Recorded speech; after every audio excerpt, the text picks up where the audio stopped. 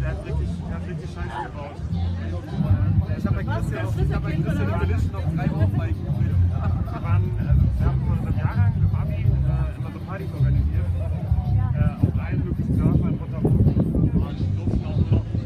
einen Festsaal irgendwann. Wenn die alle gesagt haben,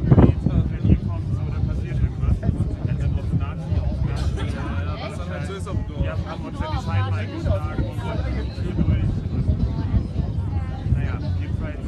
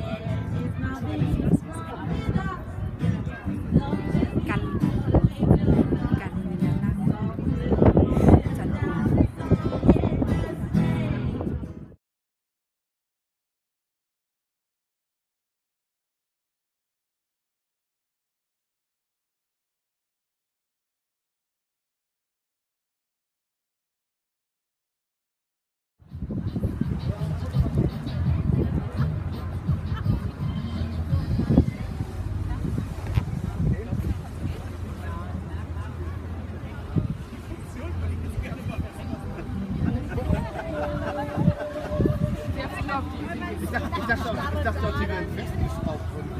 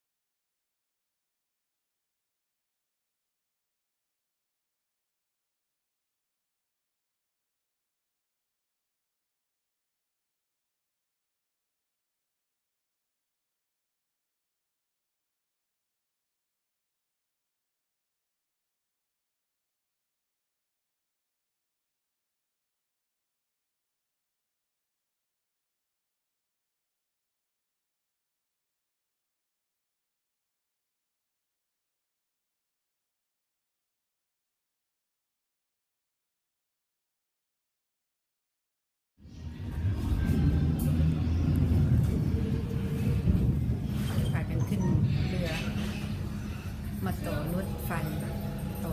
แล้วมาต่อรถไฟใต้ดินโจเวียเอ้า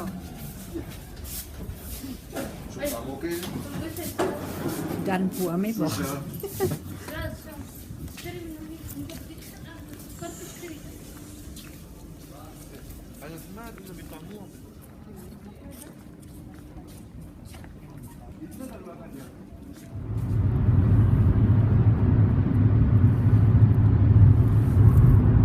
ตอนนี้สิ3 ทุ่มแล้วเหลืออีก2 นาที3 ทุ่ม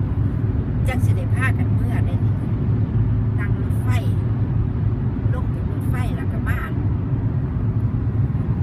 ขึ้นรถยนต์เจ้าของต่อจังว่า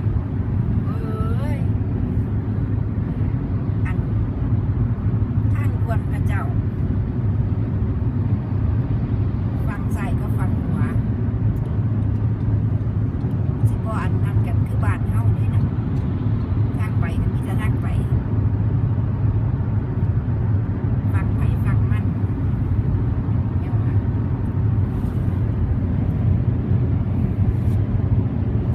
3 ทุ่มค่ะยังงั้นมีแดดอยู่จักหน่อยวันนี้โชคดีอยู่ตอนเช้ามีฝนปลายมาหลดมีแดดให้จับเจือแต่ลมแห้งไปขึ้นเรือยังว่าโอ้ยได้นั่งมันเอายังว่าย่าน